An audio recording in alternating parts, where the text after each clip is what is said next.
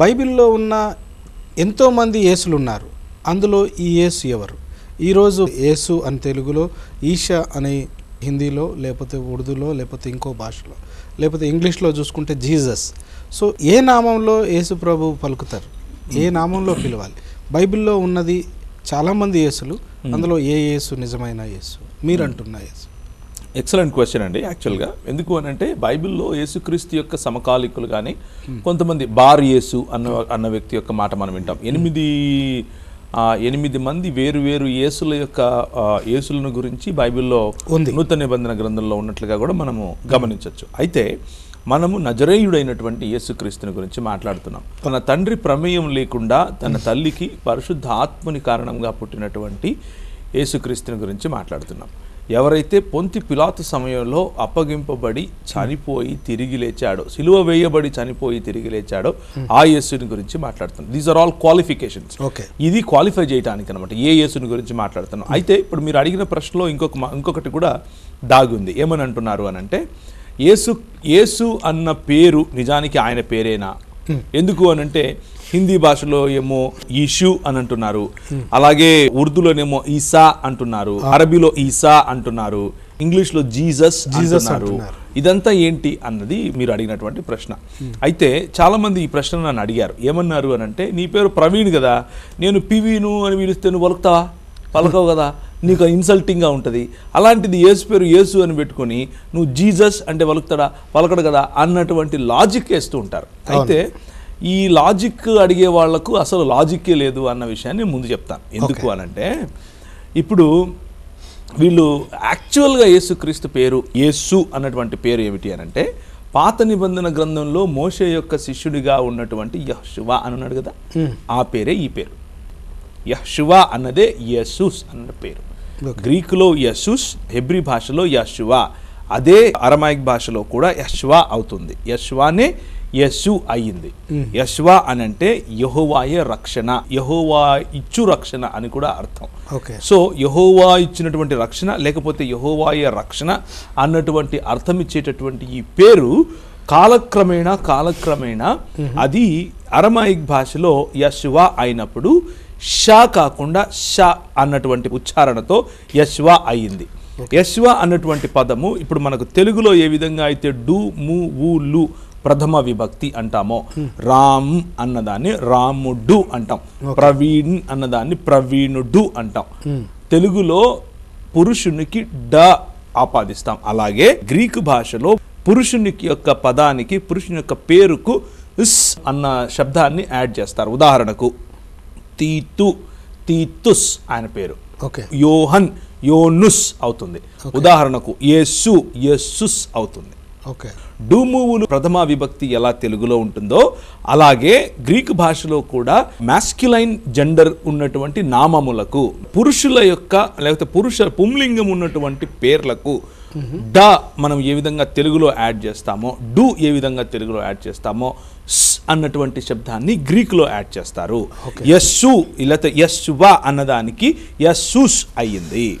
అలాగే తీతు అన్నదానికి తీతుస్ అయింది. పౌలు అన్నదానికి పౌలుస్ అయ్యింది. తిమోతి అన్నదానికి తిమోతియుస్ అయ్యింది గ్రీకు భాషలో. ఇది గ్రీకు భాషలోనే నేను ఇంతకుముందు మీకు చెప్పినట్లుగా యోహాను, లూకా, మత్తయి మరియు మార్కులు సువార్తలు రాశారు. సువార్తలలో హెబ్రీ భాషలో ఉన్నటువంటి యెహోషువ అన్న పదం పెట్టలేదు. హెబ్రీ భాషలోనూ లేకపోతే అరమాయిక్ భాషలో ఉన్నటువంటి యెహోషువ కూడా పెట్టలేదు. గ్రీకు భాషలో ప్రథమ విభక్తి అయినటువంటి ఉస్ అన్నటువంటి శబ్దం వచ్చినటువంటి యస్సుస్ అన్న పదమే పెట్టారు.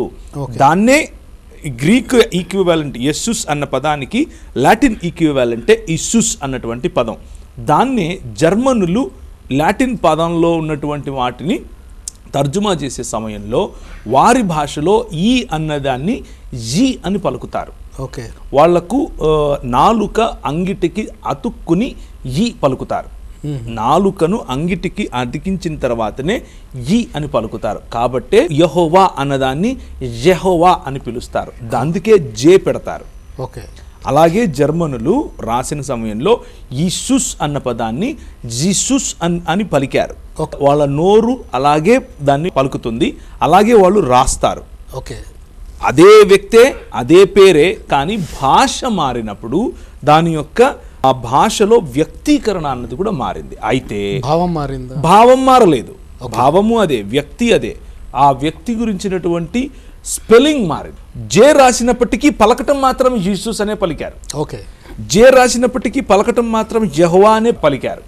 కానీ ఇప్పుడు సమకాలీనంగా అయితే ఇప్పుడున్నటువంటి కాంటెంపరీ అమెరికన్స్, కాంటెంపరీ ఇంగ్లీష్ వాళ్ళు ఏం చేశారు అని అంటే ఆ జేని కూడా సైలెంట్ అన్న విషయాన్ని అర్థం చేసుకోకుండా జాతోనే పలకటం మొదలుపెట్టారు. ఓకే. జీసస్ అని పలకటం మొదలుపెట్టారు. ఓకే. ఓకే. భాషాంతరం జరిగే సమయంలో వచ్చిన సమస్య కానీ ఆయన పేరులో ఉన్న సమస్య కాదు. ఇక మెయిన్ ప్రశ్న ఏంటంటే, నేను జీసస్ అంటే ఆయన పలుకుతాడా అన్నదే ప్రశ్న. ఓకే. నేను జీసస్, ఆయన ఏమన్నాడు, మీరు నా నామమున నన్నేమడిగినను నేను చేస్తాను అని అన్నాడు. ఇంతకు ఏంటి ఈ నామం అంటే? నామం అంటే జీసస్ అనేదా, యేసు అనేదా, లేకపోతే ఈసా అనేదా, లేకపోతే యస్సుస్ అనేదా, లేకపోతే యశ్వా అనేదా? ఇది వీరి సమస్య. అయితే ఆయన ఒరిజినల్ నేమ్ ఏదైతే ఉందో యశ్వా అన్నది, యెషువా మసీహా లేకపోతే యెషువా మెస్సియా అన్నటువంటి పేరు ఏదైతే ఉందో ఆ పేరు పెట్టటము ఎంత శ్రేయస్కరమో, యెహోవా అన్నటువంటి పేరు ఎంత శ్రేయస్కరమో, మన ప్రభు అయినటువంటి యేసుక్రీస్తు ఈ లోకానికి సామాన్య మానవుడిగా 100% అలాగే దేవుడిగా 100% వచ్చిన సమయంలో కూడా యెహోవా అన్న పేరు పెట్టి ఆయన ప్రార్థించినటువంటిది ఎక్కడ కనిపించదు మనకు. ఎక్కడ? నూతన నిబంధన గ్రంథంలో ఆయన అదోనై అని ప్రార్థిస్తాడు, ఆయన ఎలోహిం అని ప్రార్థిస్తాడు, ఆయన ఏలీ అని ప్రార్థిస్తాడు, తండ్రి అని పిలుస్తాడు. కనుక నామము అంటే దాని అర్థం ఆయనకిచ్చే పేరు అని కాదు.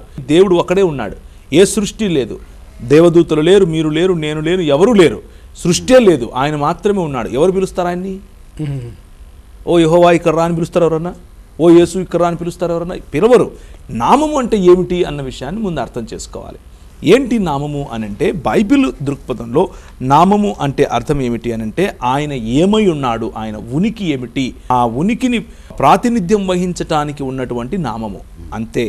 నంబర్ 1. నంబర్ 2, ఆయన అధికారానికి ప్రాతినిధ్యం ఇచ్చేటటువంటి నామము. అంటే నా అధికారంలో మీరు అడిగితే ప్రభు ఇస్తాడు, తండ్రి ఇస్తాడు, నా నామమున మీరు నన్నేమడిగినను నేను చేస్తానంటే యేసునామంలో యేసుని అడగటం అని కాదు అర్థం అక్కడ. యేసిచ్చిన అధికారం, యేసిచ్చినటువంటి ప్రాతినిధ్యం.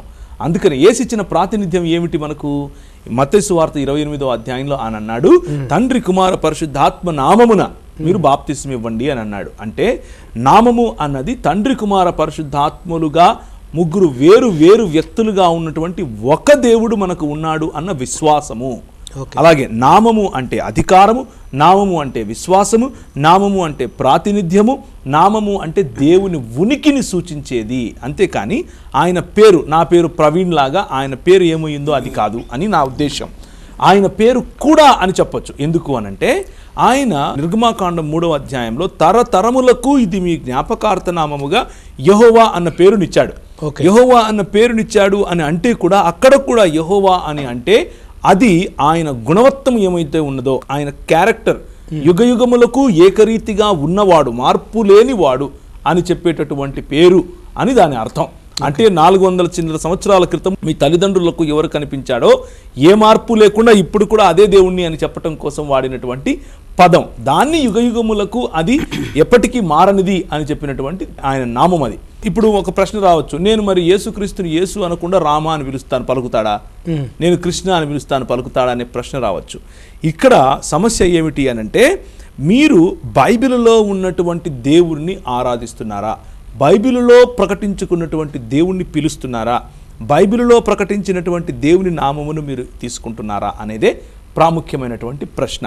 బైబిల్కు బయట బైబిలులో ఉన్నటువంటి దేవుని ఉనికికి వ్యతిరేకమైనటువంటి ఉనికిని కలిగి ఉన్నటువంటి వారికి మీరు యేసు అని పేరు పెట్టినా, యెహోవా అని పేరు పెట్టినా, దేవుడు అని పేరు పెట్టినా, లేకపోతే ఈ దేవునికి వారి పేరు పెట్టినా అది ఇన్వాలిడ్ అవుతుంది. ఎందుకు అనంటే, మీ విశ్వాసము, మీ మనసులో ఉన్న విశ్వాసము యెహోవా మీద కాదు. మీ మనసులో ఉన్న విశ్వాసం మీకోసం ప్రాణం పెట్టినటువంటి యెషువా మీద కాదు. యెషువా మీద విశ్వాసము ఉన్నప్పుడు యేసు అని పిలిచినా ఆయన పలుకుతాడు. యెషువా మీద విశ్వాసం ఉన్నప్పుడు మీ కొరకు ప్రాణం పెట్టి తిరిగి లేచినటువంటి యేసు అని పెట్టినా పేరు పెట్టినా పలుకుతాడు, యీషు అని పెట్టినా హిందీలో పలుకుతాడు, జీసస్ అని పెట్టినా ఈ ఇంగ్లీష్ భాషలో పలుకుతాడు. కాబట్టి భాషాంతరాలలో ఉన్న కన్ఫ్యూజన్ తీసుకుని నిజంగా ఆయన పేరేమిటి అని ఆలోచించకండి. బైబిల్లో చెప్పే దేవుణ్ణి మీ మనసులో ఉంచుకుని బైబిల్లో మీకు ఏ తర్జుమాలో అయితే మీ చేతిలో ఉందో ఆ తర్జుమాలో ఉన్నటువంటి పేరును మీరు ఉచ్చరించటము తప్పు కానే కాదు. అది దేవుని యొక్క అధికారము, దేవుని యొక్క ప్రాతినిధ్యం, దేవుని యొక్క ఉనికి, దేవుని యొక్క క్యారెక్టర్ను సూచించేది అని ఇది నా అభిప్రాయం.